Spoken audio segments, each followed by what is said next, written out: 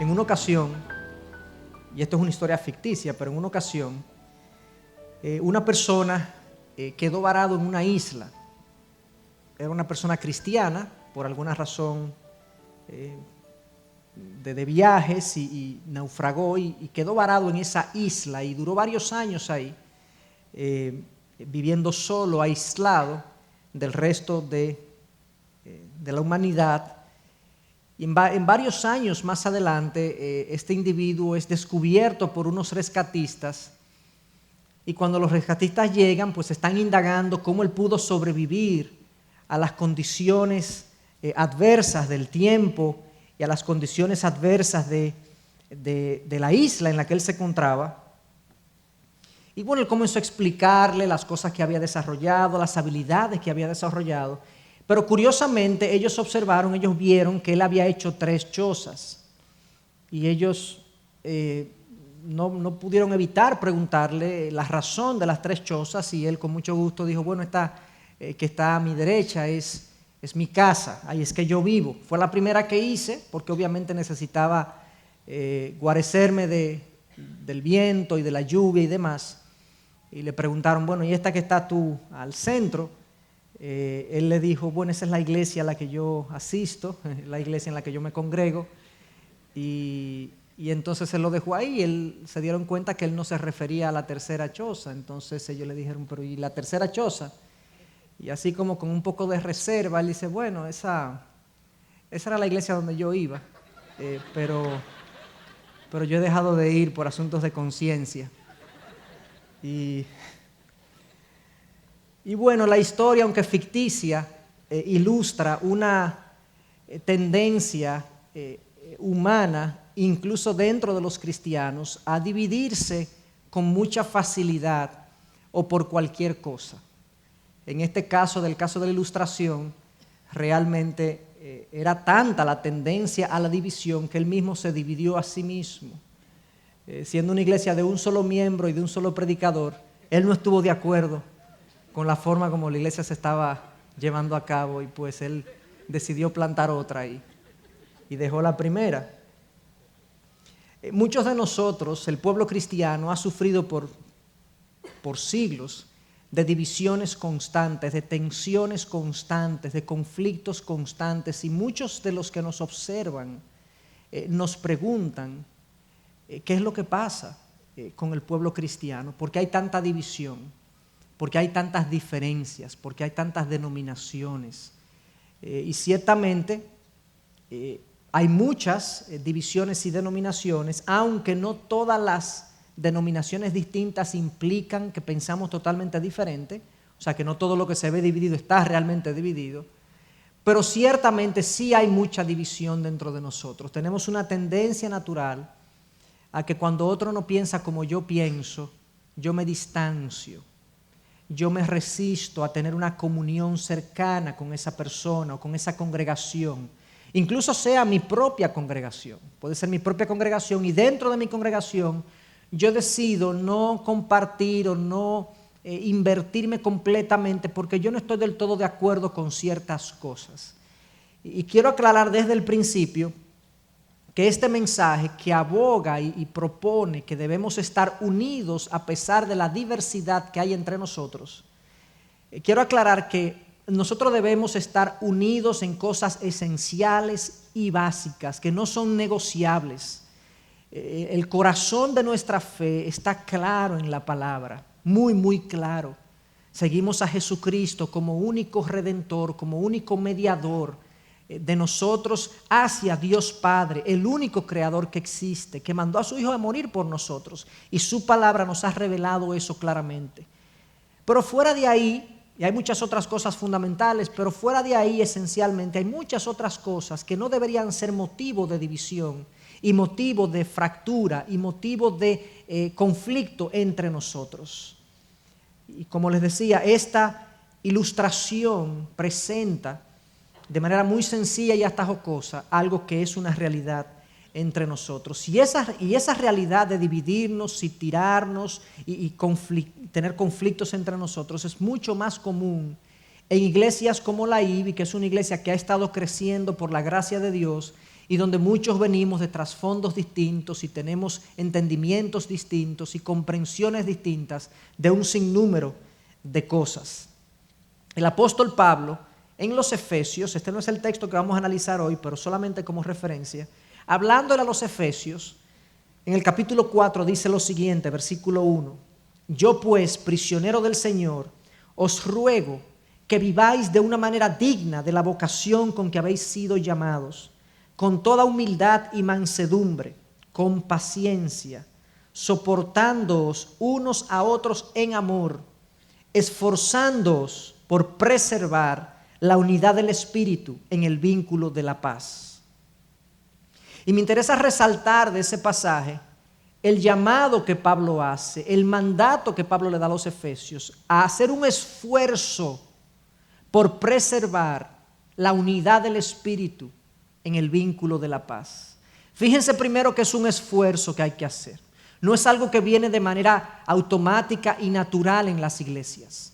Todo lo contrario, lo que viene natural y automático en las iglesias es la tendencia a aislarnos y a distanciarnos.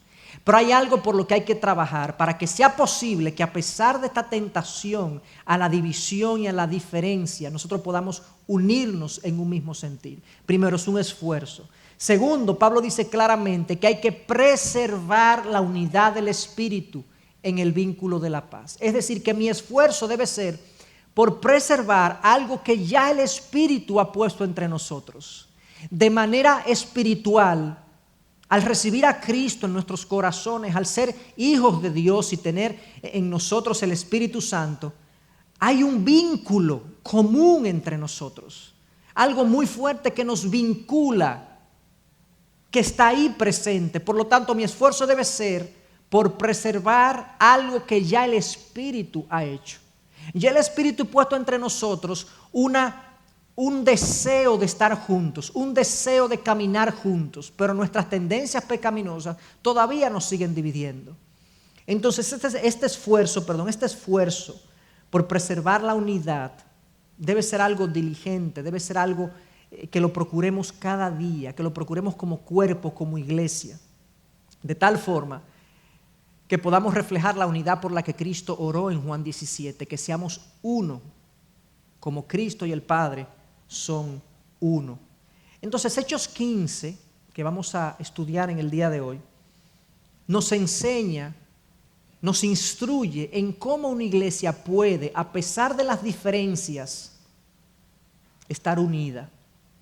¿Cómo podemos preservar la unidad del Espíritu en el vínculo de la paz? ¿De qué forma podemos hacer eso? Y aunque aquí no están todas las instrucciones que podemos traer para un tema como este, por lo menos hay 4 condiciones que una iglesia debe observar para poder preservar la unidad en el vínculo de la paz. Y yo quisiera que fuéramos a Hechos 15, leyéramos los primeros 11 versículos como información. Hechos 15 se escribe después del primer viaje misionero de Pablo. Hechos 15 ya estaba siendo testigo, ya la iglesia en Hechos 15 había sido testigo de muchas conversiones en el mundo gentil, o sea, en todos aquellos que no son judíos. Ya Pablo había andado por Asia Menor, por muchas comunidades y países y naciones que eran parte del Imperio Romano, y entonces hay muchos paganos, hay muchos romanos, hay muchos gentiles que están viniendo a la fe en Jesucristo. Pero ¿qué pasa? Los primeros que vienen a la fe en Jesucristo son los judíos. Y cuando los judíos ven a esta gente viniendo a la fe en Jesucristo, se preocupan y comienzan a ponerle condiciones, comienzan a ponerles dificultades, porque ¿cómo va a ser que esta gente venga con este trasfondo y no haga esto o no haga aquello? Por lo tanto, lo que vemos aquí en Hechos 15 es que producto del crecimiento comenzó a haber una diversidad en la iglesia que trajo la división y trajo la tensión. Y eso es obviamente común cuando crecemos, porque mientras más crecemos, más diversidad de trasfondos habrá entre nosotros. Entonces leamos los primeros 11 versículos de Hechos 15 y luego saquemos algunas enseñanzas de lo que este pasaje nos trae. Dice: y algunos descendieron de Judea y enseñaban a los hermanos: si no os circuncidáis conforme al rito de Moisés, no podéis ser salvos. Como Pablo y Bernabé tuvieran gran disensión y debate con ellos, los hermanos determinaron que Pablo y Bernabé y algunos otros de ellos subieran a Jerusalén, a los apóstoles y a los ancianos, para tratar esta cuestión. Así que, siendo enviados por la iglesia, pasaron por Fenicia y Samaria, relatando detalladamente la conversión de los gentiles, y causaban gran gozo a todos los hermanos. Cuando llegaron a Jerusalén, fueron recibidos por la iglesia. Los apóstoles y los ancianos se informaron de todo lo que Dios había hecho con ellos. Pero algunos de la secta de los fariseos que habían creído se levantaron diciendo: es necesario circuncidarlos y mandarles que guarden la ley de Moisés. Entonces los apóstoles y los ancianos se reunieron para considerar este asunto. Y después de mucho debate, Pedro se levantó y les dijo: hermanos, vosotros sabéis que en los primeros días Dios escogió de entre vosotros que por mi boca los gentiles oyeran la palabra del evangelio y creyeran. Y Dios, que conoce el corazón, les dio testimonio dándoles el Espíritu Santo, así como también nos lo dio a nosotros. Y ninguna distinción hizo entre nosotros y ellos, purificando por la fe sus corazones. Ahora pues, ¿por qué tentáis a Dios poniendo sobre el cuello de los discípulos un yugo que ni nuestros padres ni nosotros hemos podido llevar? Creemos más bien que somos salvos por la gracia del Señor Jesús, de la misma manera que ellos también lo son. Estos primeros versos nos describen la discusión, el debate, el conflicto que se presentó cuando gentiles comenzaron a venir a Cristo, comenzaron a creer en el evangelio. Se nos dice que judíos creyentes comenzaron a poner objeciones a que esta gente entrara y como que se le considerara salva, aún sin ellos obedecer la ley de Moisés y ni siquiera circuncidarse, que era el principio de yo iniciar a cumplir la ley de Moisés. Y eso es lo que vemos en este texto, eso es lo que vemos, lo que está pasando en este capítulo. Como les decía, mi deseo es sacar lecciones de cómo podemos nosotros en la diversidad preservar la unidad. Y la primera lección, que es clara, que es evidente en este pasaje, es que para conservar la unidad en la diversidad yo necesito aceptar y valorar incluso, aceptar y valorar que va a haber diferencias en el cuerpo de Cristo, producto de múltiples factores. Va a haber diferencia, va a haber gente que no piensa como yo pienso, van a haber cosas en las que no estamos de acuerdo. Como dije al principio, hay cosas en las que tenemos necesariamente que estar de acuerdo como mínimo, pero hay otras cosas en las que no vamos a estar de acuerdo y yo tengo que entender eso y aceptarlo. Muchos de nosotros, cuando vemos una diferencia, aún sea menor, lo vemos como un gran problema. Lo vemos como que no podemos ni siquiera compartir con ese hermano producto de esa diferencia que tengo, esa diferencia de opinión, porque yo no veo eso así, yo no lo entiendo así, yo no hago eso, ellos deberían hacer otra cosa. El asunto es que cuando la diferencia viene a nosotros, se nos presenta, tendemos inmediatamente a rechazarlo y dividirnos.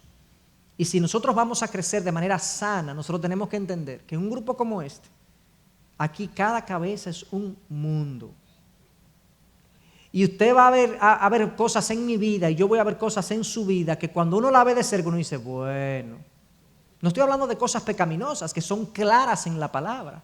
No estoy hablando de doctrinas cardinales que están claras en la palabra. Son pareceres, preferencias, inclinaciones, maneras de entender las cosas distintas, que producto de eso muchos de nosotros decidimos dividirnos o no tener comunión con esa persona. Tenemos que entender que la diversidad va a estar presente en la iglesia de Cristo. Y si queremos permanecer unidos, tenemos que aceptar la diversidad. En este caso, lo grande de la iglesia de Jerusalén y de la iglesia de Antioquía, que es donde se presenta el conflicto, lo grande la hizo difícil. Lo grande trajo la controversia. La iglesia creció, gente de otro trasfondo entró y ahora tenemos problemas y discusiones. Yo me pregunto, aquí en este grupo, ¿Cuántos trasfondos no hay aquí representados? Trasfondos religiosos, gente que viene de diferentes iglesias, con diferentes doctrinas, con diferentes modos de ver muchísimas de las cosas importantes del cristianismo. Pero además de eso, venimos de regiones del país, de países diferentes, venimos de familias diferentes. Cada uno tiene una configuración mental y de entender la vida, y si no estamos dispuestos a convivir en medio de la diferencia, vamos a tener muchos problemas y mucha división. ¿Qué fue lo que pasó específicamente con esta gente, entre los judíos y los gentiles? Bueno, los judíos entendían que los gentiles debían obedecer la ley de Moisés, circuncidarse y obedecer todos los mandatos de la ley. Ellos tenían miles de años obedeciendo la ley. Los gentiles no les parecía, porque se le había predicado el evangelio de Jesucristo, el evangelio de la gracia, de que somos salvos por fe. Entonces, ¿qué produjo esto? Un conflicto a tal punto que ni los judíos estaban dispuestos a ceder, ni los gentiles estaban dispuestos a ceder, y tuvieron que ir a hablar con los apóstoles en Jerusalén para ver cómo se resolvía este asunto. Entonces, lo primero que yo quiero resaltar y que entendamos es que la unidad en la diversidad requiere que nosotros entendamos y aceptemos que van a haber gente que piensa diferente a nosotros en muchos aspectos, de muchas formas distintas, y que tenemos que estar de acuerdo en lo básico, pero después de ahí muchas de las demás cosas tienen que ser aceptadas e incluso valoradas, porque la diversidad trae muchas veces riqueza en el cuerpo de Cristo. Primera enseñanza. Segunda enseñanza que lo vemos en estos textos es que la unidad en la diversidad requiere que estemos dispuestos a conversar nuestras diferencias. Miren lo que pasó en el versículo 2. Dice, como Pablo y Bernabé tuvieran gran disensión y debate con ellos, los hermanos determinaron que Pablo y Bernabé y algunos otros subieran a Jerusalén a los apóstoles y a los ancianos a tratar esta cuestión. Miren el versículo 6 también. Entonces los apóstoles y los ancianos se reunieron para considerar este asunto. Y luego del versículo 7 nos dice, y después de mucho debate, o sea, el punto, la diferencia, el conflicto no los dividió automáticamente, sino que lo que produjo en ellos fue, vamos a conversar, vamos a hablar, vamos a llevar esto a los líderes, que nos digan si estamos mal, si estamos bien, dónde debemos corregir.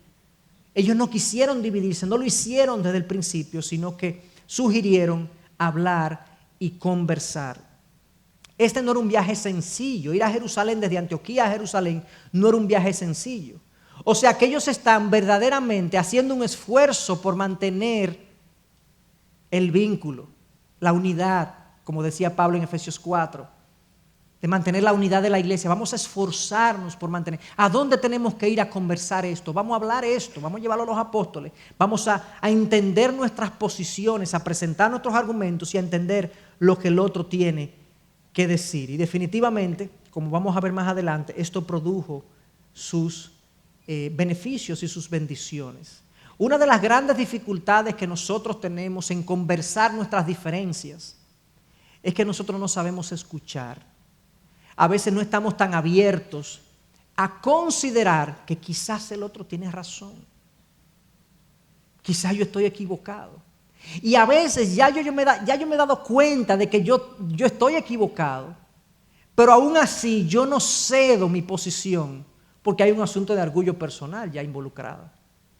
Y una de las dificultades mayores que nosotros tenemos para conversar nuestras diferencias es eso, es escuchar al otro y escuchar lo que él tiene que decir. Esto no es aplicable solamente a la iglesia, esto es aplicable a todas las relaciones humanas.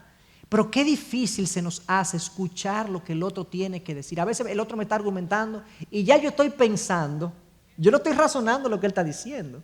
Yo estoy pensando en cómo yo le voy a rebatir lo que él está diciendo, armando mi argumento. No estoy siguiendo su lógica, no le estoy prestando la atención debida. Entonces nunca entiendo su punto. Es increíble que cuando uno analiza el libro de Proverbios, saben que el libro de Proverbios es un libro de consejos, es un libro de consejería prácticamente, de cómo vivir la vida, de cómo ser sabio en la vida.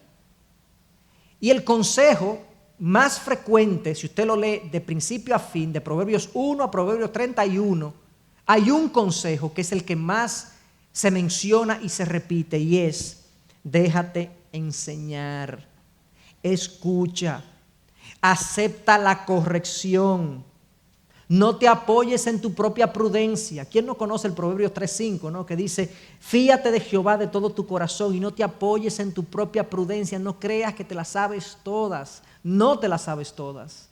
Hay errores, tú eres falible, yo soy falible, yo me equivoco, yo veo las cosas distorsionadas como yo tengo mi visión distorsionada, por mi trasfondo, por mi formación. Entonces, lo mejor que podemos hacer, lo más apropiado cuando hay una diferencia de opinión, es: déjame escuchar bien qué es lo que el otro tiene que decir.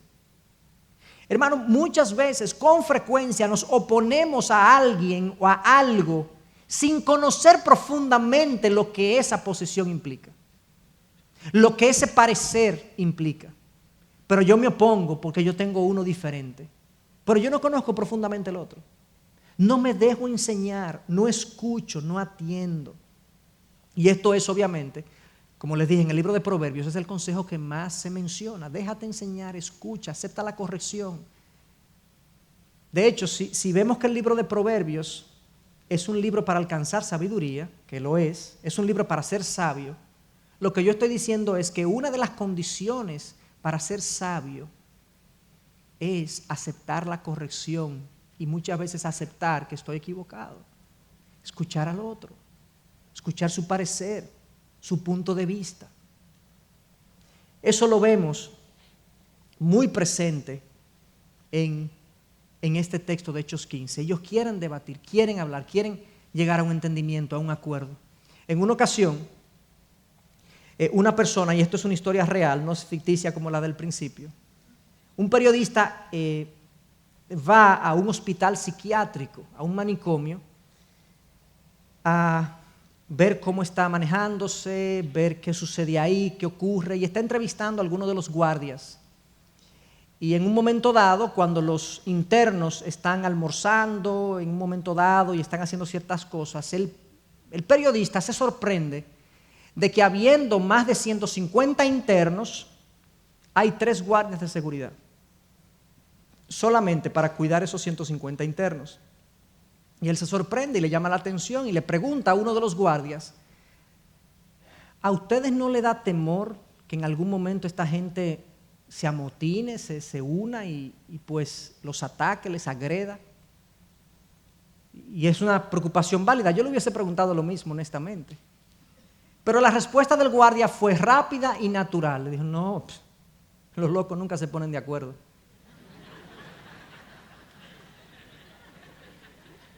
Y wow, fíjense que esto es real. Esto es real. La capacidad para ponerme de acuerdo es parte de ser una persona funcional.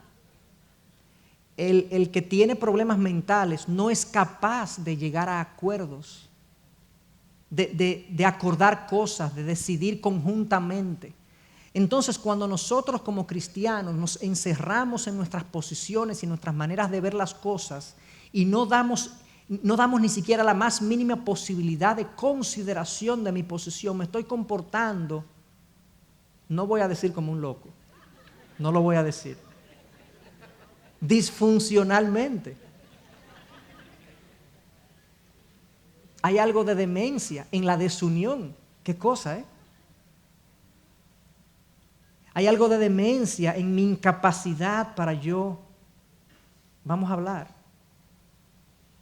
Esa es la segunda enseñanza que nosotros vemos en este texto. Primero, yo tengo que entender que la iglesia de Dios es diversa y va a haber gente que piensa diferente a mí.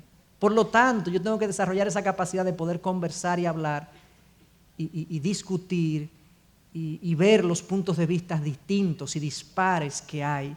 Lo tercero que vemos en este texto es que la unidad en la diversidad va a requerir que yo ponga mucha atención a lo que Dios está haciendo y a lo que Dios dice. Lo que debe resolver la controversia no es mi parecer, es el parecer de Dios. Lo que debe resolver la diferencia y la controversia no es mi parecer, es la opinión de Dios y la voluntad de Dios. Miren lo que ocurre en el versículo 7. Dice que después de mucho debate, ellos estaban hablando y discutiendo y conversando y había una discusión acalorada, pongámoslo así en este momento. ¿Qué sucede después? Pedro se levantó y les dijo. Entonces miren con qué viene Pedro.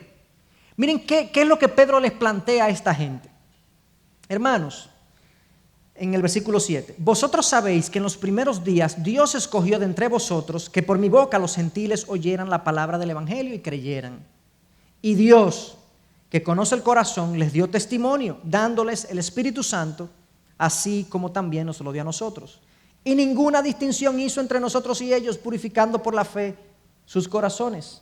Ahora pues, ¿por qué tentáis a Dios poniendo sobre el cuello de los discípulos un yugo que ni nuestros padres ni nosotros hemos podido llevar? En otras palabras, señores, pongamos atención a lo que Dios está haciendo.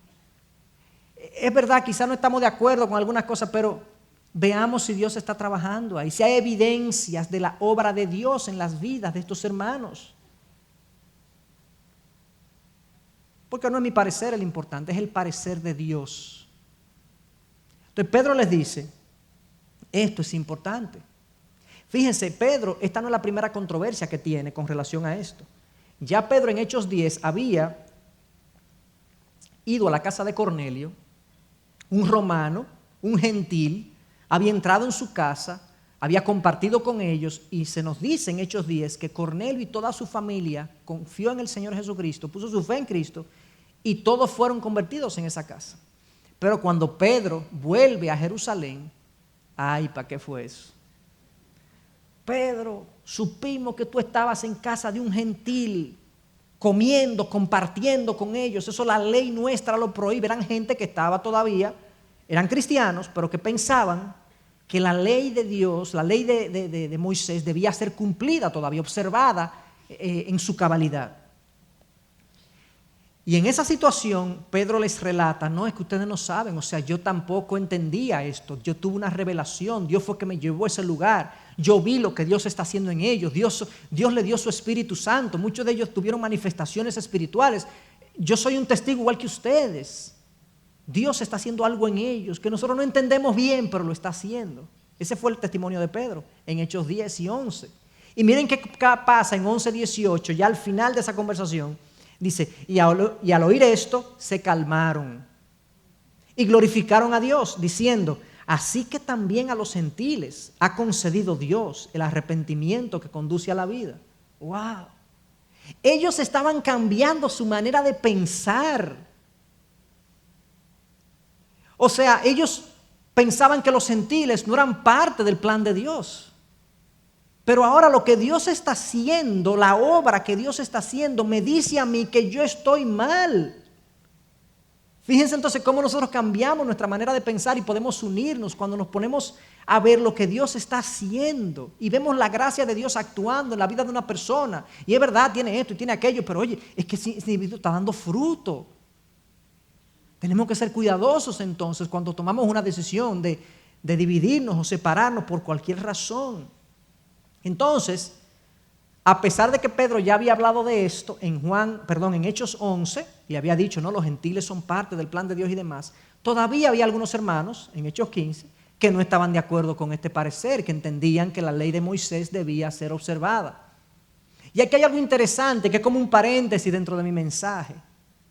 Y es lo siguiente.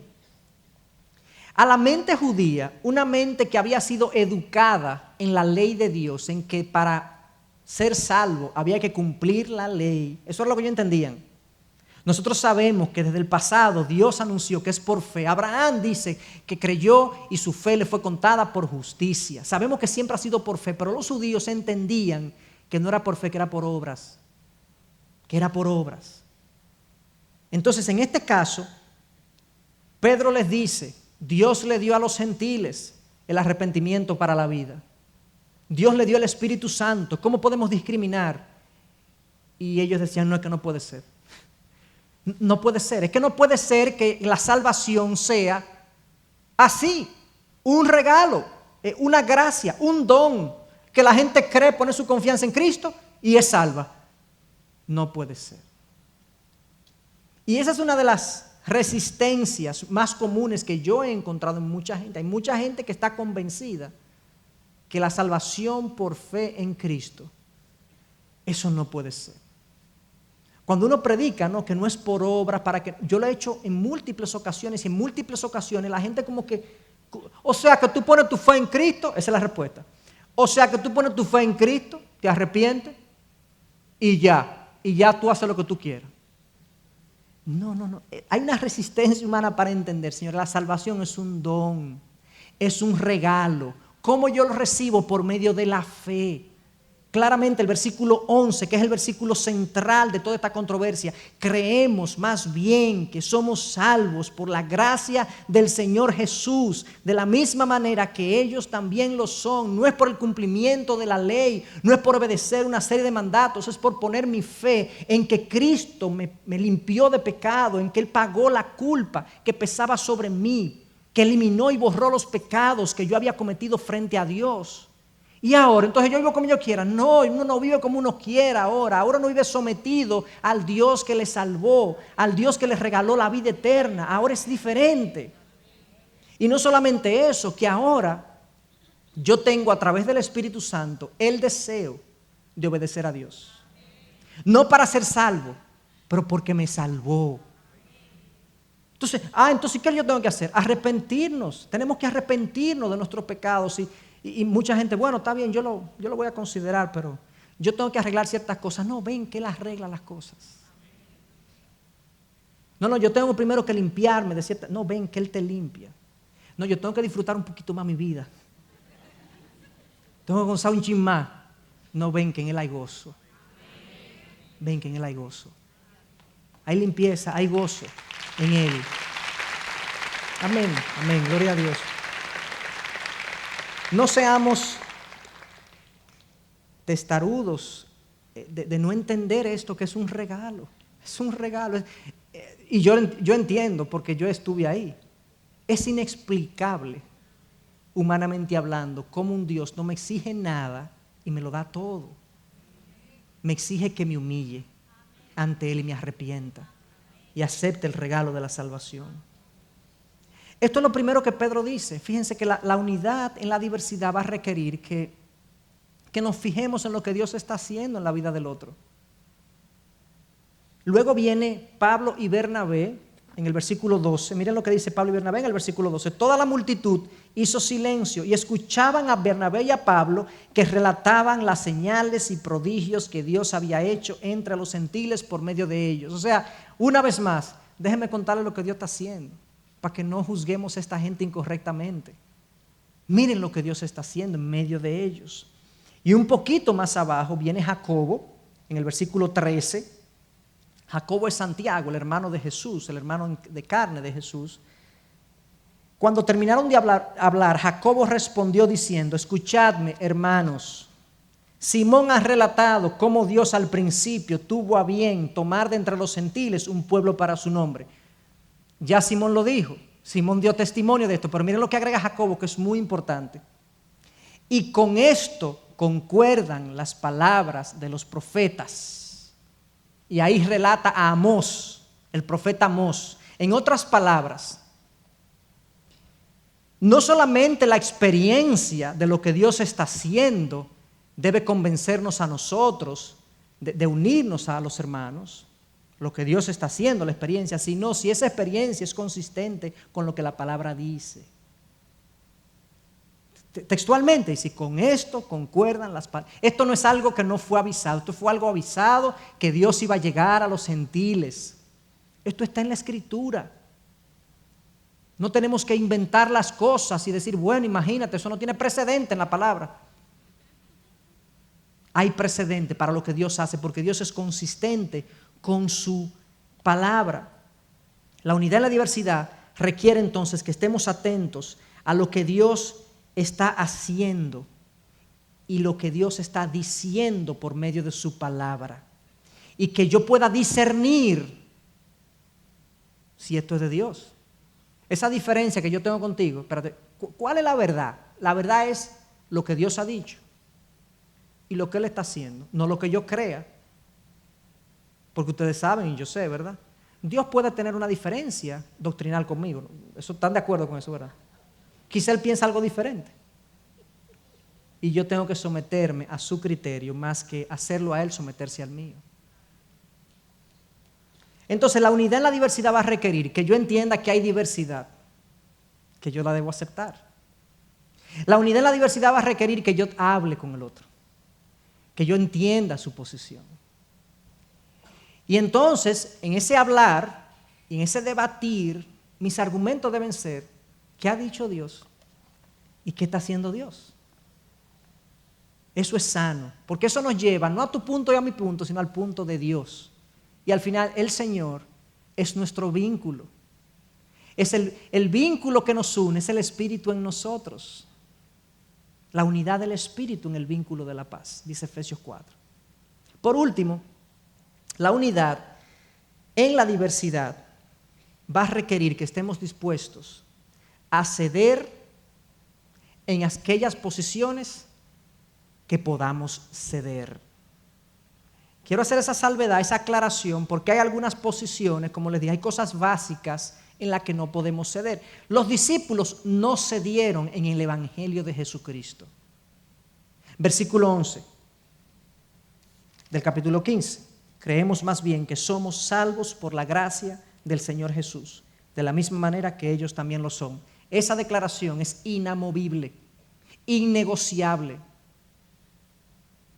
Pero ¿cuál era la discusión? Era que los judíos entendían que ellos tenían que hacer y cumplir la ley para ser salvos.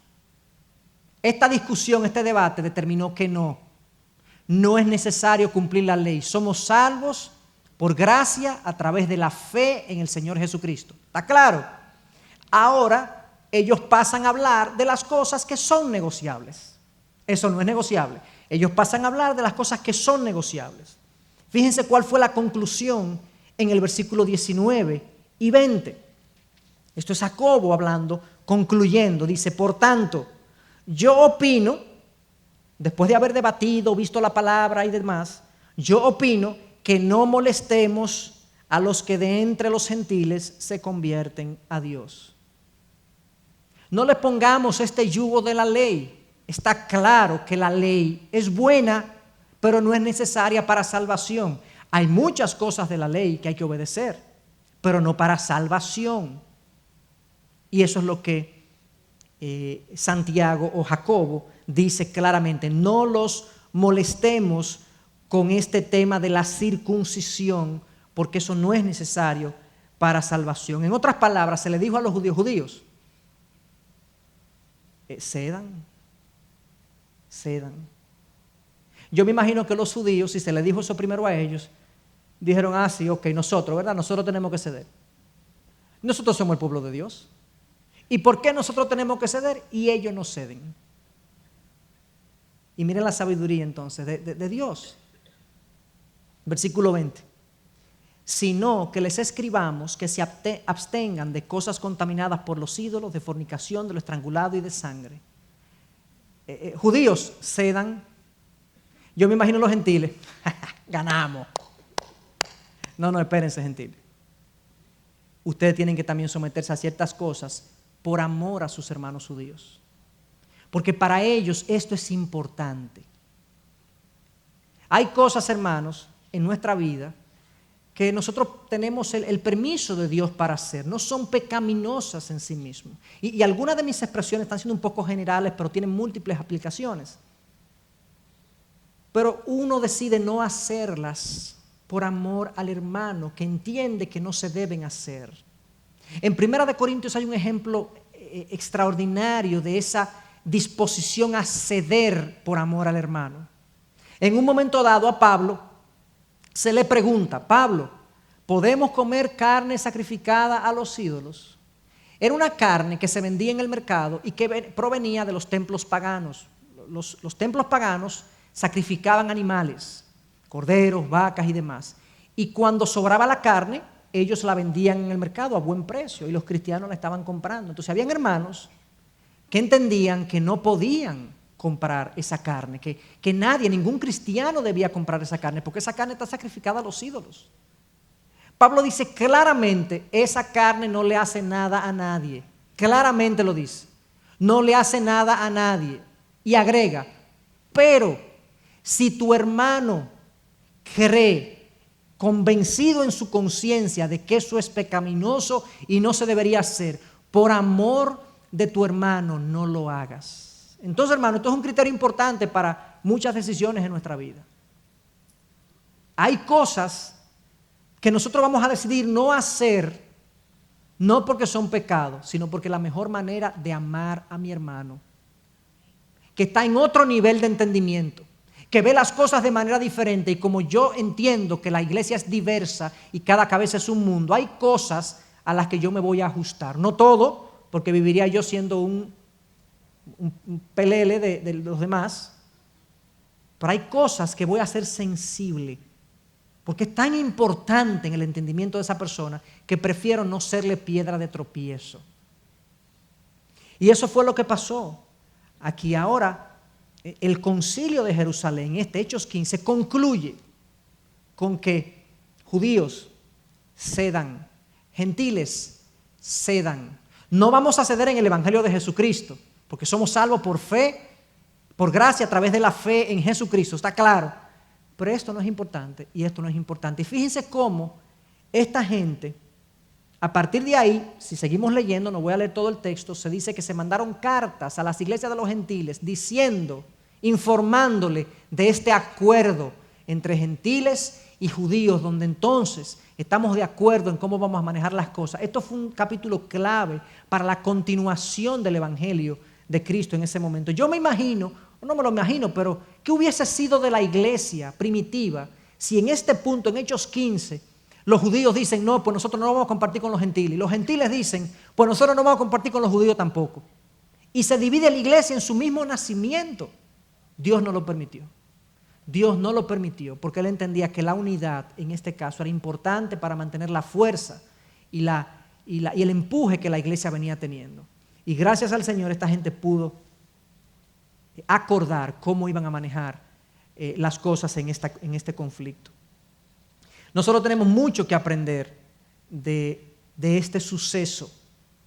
Ojalá nosotros tengamos esta disposición, esta comprensión de lo diverso que es la iglesia, de que requiere un esfuerzo para mantener la unidad, para conversar, para escuchar, para entender, para aceptar que quizás estoy equivocado, de que quizás en ocasiones yo tengo que ver qué es lo que Dios está haciendo antes de juzgar.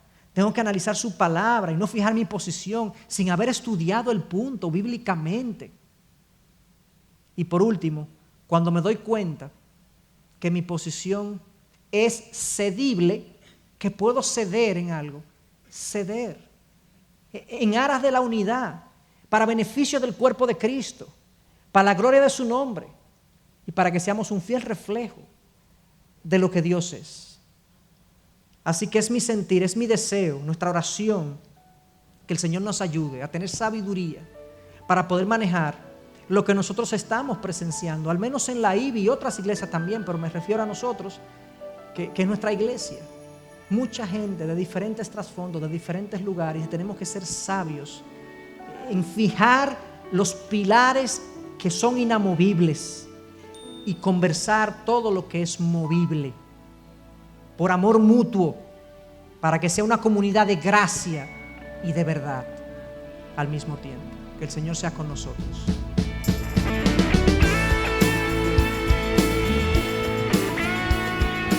Esta es una producción que llega hasta ustedes gracias a los aportes de individuos y empresas comprometidos con la defensa de la fe.